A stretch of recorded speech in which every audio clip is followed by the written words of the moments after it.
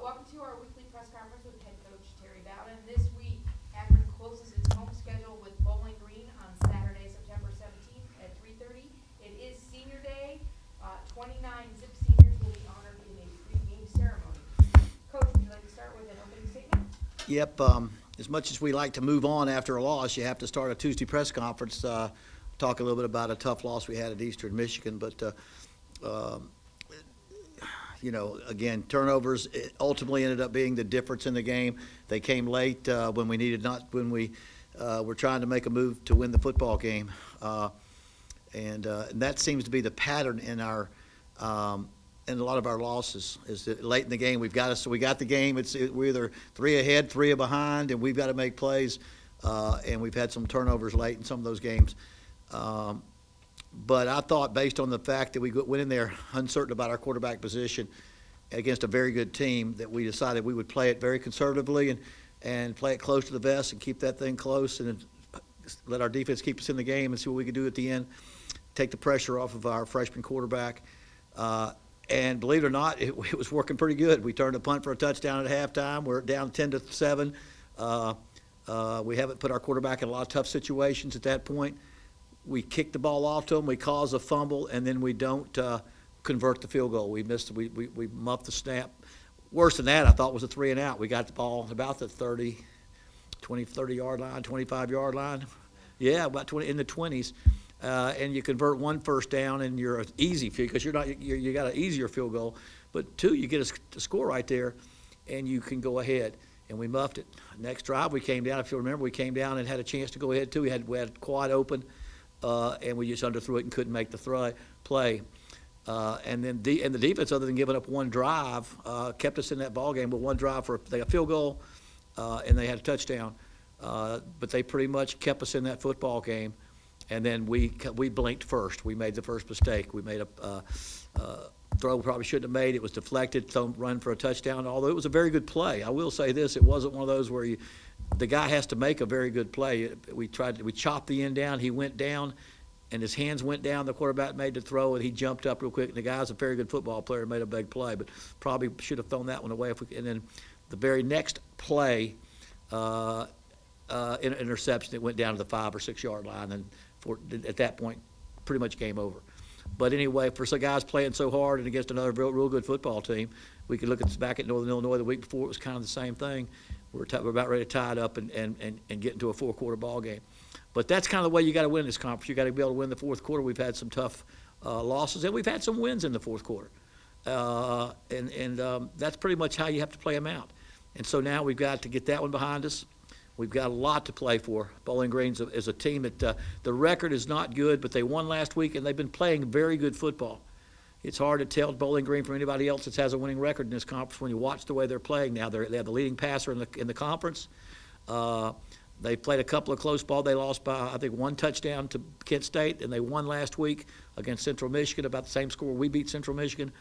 All of a sudden, they're playing with a great confidence. They've been through a coaching change, so I hate to see Coach go. He did a great job. I mean, I really always feel for coaches in situations like that. But sometimes the team just all of a sudden they find reasons to rally, and so they come in here with an offense that scored a lot of points, and we've got to we have not been able to produce like we have wanted to on offense. We've got to score some points as well. So it should be interesting, and we're excited about it. We know that we got to win this one. We know the bowl opportunities are still out there for us. We've got 3 opportunities, but it all starts right here with Bowling Green, and it'll be our seniors' last day at home. We've got tons of seniors, a lot of those 29, a lot of walk-ons and scholarship players, but good bunch of guys who've won it. These seniors, regardless of how we finish the season, and we still expect these seniors to lead us in the rest of this season, but they've accomplished a lot. They're one of the few senior classes in the history of this school to win all 4 games against Kent State. They've been to 2 bowls. They've won a conference division, played for a conference championship.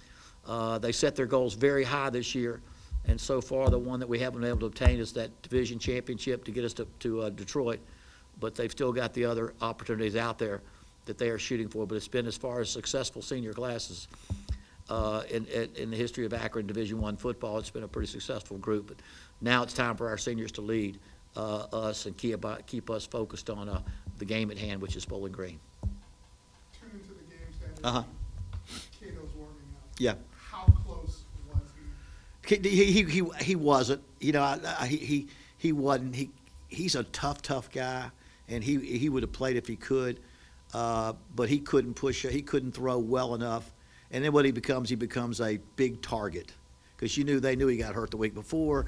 They're going to come after him, and he's going to get late. They're not going to hit late. He's going to get hit as he throws and all that, and he could not. I didn't think he could protect himself. He might have been able to play, he might have been able to throw the football, but I did not think he could protect himself by moving sideways and things like that. But he's made much improvement. We'll make game day decisions on him, but he has made improvement, and he's doing everything he can to be ready to play on Saturday. We're getting both quarterbacks ready. And we'll make that decision at game time. You play with Mark. How much of a difference are you expecting in his game? And do you need to you said point blank, he's going to have to run some as well as pass if he's in there. Well, but it seems to me he's more of a pocket passer. He is. There's a lot of very successful quarterbacks in our conference that run like that are his type of running quarterback. So it's not that he can't run. He's got to be a smart runner and be an effective runner, but not necessarily an elusive gazelle-type runner. But he's going to be to play this team. You got to run and pass. I think what happens, and I think Central Michigan, who's having quarterback, they were on their third quarterback last week. When you get down to where you're not going to throw it all, I don't think there's a team in this conference you can just run every time on if they know you're going to run. So you've got to mix it up. So whichever quarterback plays, you've got to be able to run and pass the football, because you go one-dimensional. And you really struggle. But with the remark that he's a guy, don't you have to lean more towards the pass than That certain type of runs. I mean, a lot of quarterback runs are not predetermined quarterback runs. I made a statement in staffing today that in today's football game, a big part of your running game is the quarterback scrambling, because you don't have to block. There's no blocking play you have to use. You're pass blocking. And all of a sudden he sees something open up too quick, and nobody has to learn a blocking assignment to run the football. And he runs for 50, 60 yards a game, or some of these guys have run for over 100. And all of a sudden your running yardage is very, very good. So sometimes that's just scramble for 5, scramble for 10. Remember we played Kent State. Cato scrambled for 55, scrambled for 55, and made a big play out of it. But that is part of what the quarterback has to do. Then also, anytime you run a running play and they overplay it, your quarterback has to keep the ball. But I don't know that you ever call running plays for the quarterback. There are just plays that some quarterbacks can make and some guys can't make based off of what the defense does. When you got here, you had Cody Bryce. Yeah. Mr. Vocal, Mr. Yeah. Let's get this stuff flipped around. Right. You mentioned all the accomplishments of this senior class, but how instrumental have they been in A, raising the expectations, which B, changes the culture here? Right. Well, I think the culture has really changed in that we're there. I mean, really 4 and 5. We've been 4 and 5 and had pretty good years. It's been tough because these guys don't that losing is not built into their plan. There's not a plan A, B, and C, and the part that has losing 4 games hasn't been in there. So I think the seniors they all know what we got to do. We're probably sitting with a more inexperienced offense that hasn't got as many seniors out there because. But I think it's important that guys like Cody. You keep mentioning Cody because he was a local guy that was very vocal. We've got some guys like that. We just got to go out there. What we haven't done, we have to go out there and win our close ball games. And not turn the ball over. That's the biggest thing that when you look at our team and look at our turnover margin, that's where we have at the end of ball games for whatever the reason. And I know we've had 5 interceptions in the last 2 games maybe all in the fourth quarter or late in the game, and those have come back to haunt us. But anyway, I think the seniors, whether I think they are responsible for us, and it goes back to Cody's group and all the last 3 years for the expectation level here, and it needs to be high. We need to be disappointed when we lose to anybody. There wasn't that long ago when we played North Illinois when they were really good, and you just were glad to get out of the game. And now we expected to win that game. We did not win it, but we expect to win these games that we're playing against teams that are very good in our conference. So we played Buffalo played very well against these teams and had to put we're in a position to win, but we haven't done the things we needed to do. Right now we focus mainly on Bowling Green because they are a team now. They got nothing. It's not so they have everything to play for, and that each game becomes something special as they turn their season into something bigger. And so I think you'll see a very inspired Bowling Green team as well. Could that be a trap game in your mind if your team isn't paying attention, or is this a case you're going to tell me they can all be trapped? No, really. I mean, you've just lost you've lost two tough ball games now. We've lost to Northern Illinois and a very good Eastern Michigan team. Eastern Michigan lost to Northern Illinois in 3 overtimes, and it played very, very well, and they're bowl eligible as well. We've lost 2 games, and our players are, if anything, they want to win it. I just don't want to be uptight. I want them to maintain that confidence and looseness, and not the uptight. The dadgum, things are slipping away. I think that's more you worry about than a trap game where you're not ready to play.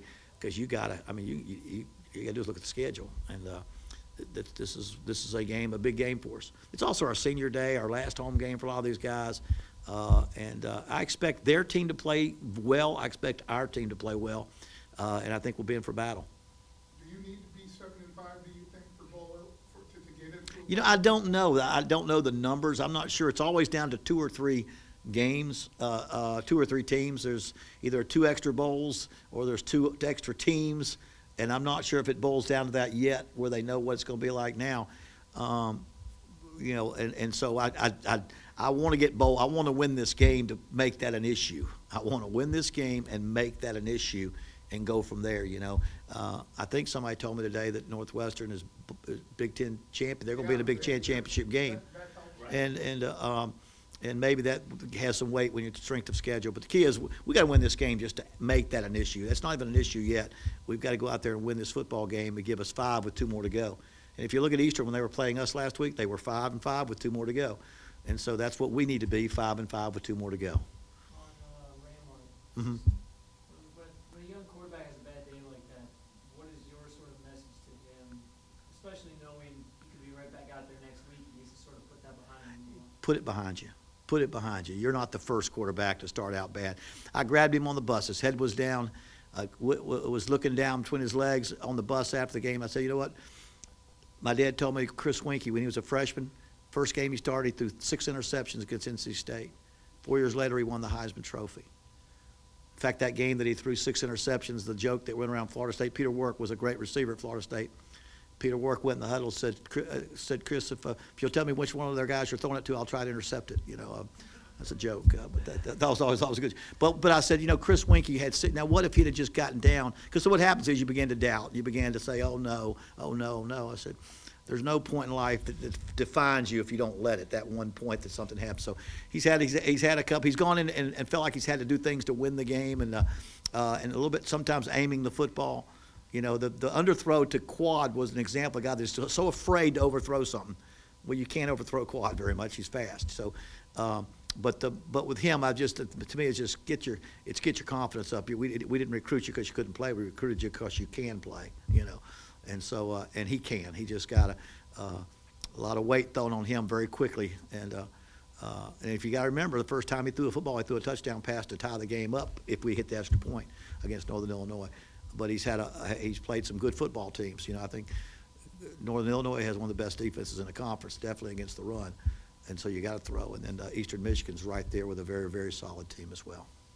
What sort of legacy do you feel this group of seniors has sort of established here? I mean, they sweep Kent all 4 years they've been here. You get a couple bowl games thrown in there, and they've constantly sort of been in the mix for the MAC championship. So what sort of legacy do you think they're sort of leaving for the program, for the new kids that have come in? There's an old saying, there's nothing less important in life than the score at halftime. We're closer to halftime. That legacy hadn't been established. We got 3 games left, and there's a lot that can vary. That can vary a lot in the legacy. Without a doubt, if you look at what's accomplished in the last 3 years, and 3 years prior to when I was here, I mean, there's a lot difference in this program and what's happening, but we're here to get to the championship and to win championships and to go to bowls and things like that. And this season has way too much. Right now, the only thing we need to focus on is Bowling Green and what do we got to do to win this game, and then we can work on the next one. And then legacies are established after the season, you know. But I've already said in this press conference that I'm proud of our seniors for what they have accomplished. And I know one thing, if we will say one thing, the expectation level at Akron is not the same as it used to be. The expectation level now in everybody that we play, you know, is to go out there and win the football game. And I think that's one thing that's been established. You were talking about, you know, I'm just looking here, Mm-hmm. and you talk about finishing, and I know, you know, you've thought about this. Mm-hmm. Every game, but Buffalo, you were down 17-6 after 3, but you thought you were taking the lead. Which one is that one? Buffalo. Yeah, they scored there at the beginning. It was You thought you were taking the lead. 10-6, and we're down the 1 yard line to go up 13-6. So every game, you've been Yeah. within 7 starting. Yeah, this season is, and I bet if you went back and looked at our other seasons, that you'd find about the same thing the last 3 or 4 or 5 years. Now, first 2 or 3 wasn't. Where every game you're probably got a chance every game. Right now, you know, that's what it's boiled down to. But you got to win some of those. I don't think it's ever going to change here. Nothing will ever be decided in the Mid-America Conference really until November, because you finish up with 3 or 4 conference games, usually your divisional games, and that the winning record and those kind of things can't be achieved usually until later October, November, because your preseason schedule is not one of those where you just jump out to a 4-0 record in most of the time, you know. Now, of course, you grew up in West Virginia. Uh-huh. But then people think you was a Southern guy. My accent's still Southern. You ever seen this weather like this, week in and week out? You know, I grew up in, I guess, you know, Morgantown is less than 3 hours away. I went to grade school, junior high school, and college. So all of my football playing experiences. Then my first head coaching job was at Salem, West Virginia. So all my coaching experience and playing experience was in weather that if you're any good late in the season, you play in the snow or you play in cold or rainy cold, which is worse than snow. So had I had the luxury for 20 years of coaching down south where lightning early in the year is your problem and maybe a rainy day, but not likely once a year, it just got back to my roots. But as I told our players, and most of our players are local players or players from the Northeast, the ones from Florida get used to it pretty quick.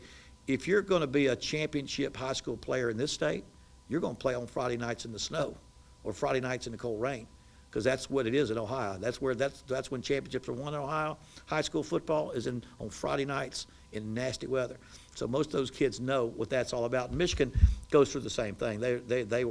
That wasn't as cold as the ones we've had here before, you know, but it was cold, and I think that's what's going to happen. Now, the older I get, the more I'm going to bundle up and be as warm as I can be on that sideline. I don't have anything to prove by wearing a T-shirt on that sideline. But to me, that's the biggest thing you learn. You know, that's the one thing you're reminded of up here. And people don't. It doesn't mean people don't throw the football. It's just if the wind comes, you got to limit what you do a little bit. But cold weather doesn't hurt that at all. Is there anything that worries you about Bowling Green? Yeah, they are scoring a lot of points. We got to put points. We have not put points on the board lately, and they have scored points. They've scored early, and then some of the teams that have beaten them have slowed them down. But Western Michigan, they were down 31-28 in the fourth quarter. They were up on Toledo. Toledo was about the same. Toledo jumped up 21, and then Toledo was pretty close within 7 points going into the fourth quarter, and they've scored points in those games. You know, now what we've got to do is we've got to come out there offensively and be able to put points on the board. Then our defense we've got to play up to our level.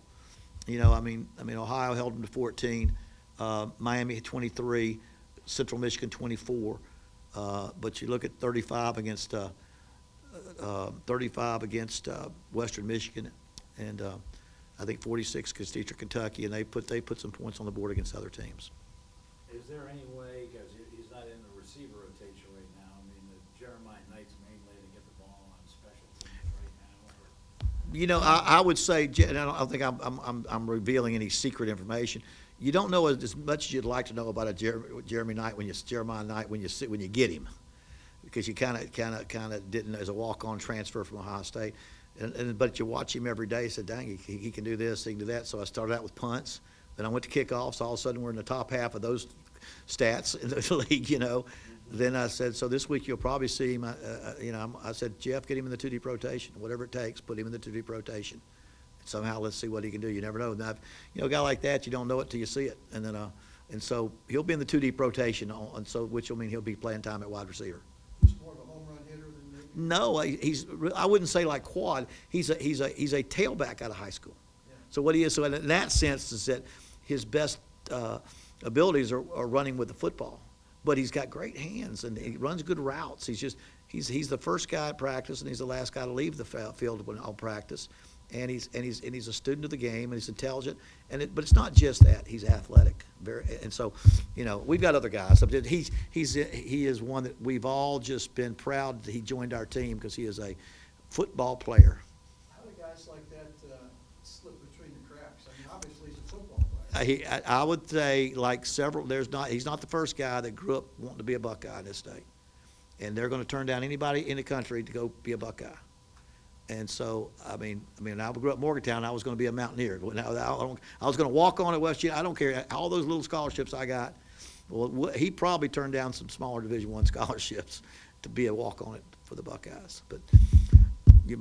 But that's, and sometimes that can be very difficult to achieve. But I think that's the biggest thing. How did he get overlooked? He probably didn't. He made his mind up where he wanted, because he's he gets committed to something. He's going to prove he can do it. You had Suggs gave him a couple carries too. Now is he starting to develop somebody who can? Yeah, Suggs missed the spring, so he's been behind that. He's a good runner, and so you got Deltron Sands ahead of him. But he's one of those guys down the road. He redshirted, then he missed the spring. With some personal issues, and so now it took halfway to the season to get him back in, But he is from East Akron, and he's a good football player. But again, I'm not sure he'll get a lot of action, but he's in the hunt down the road here to play here.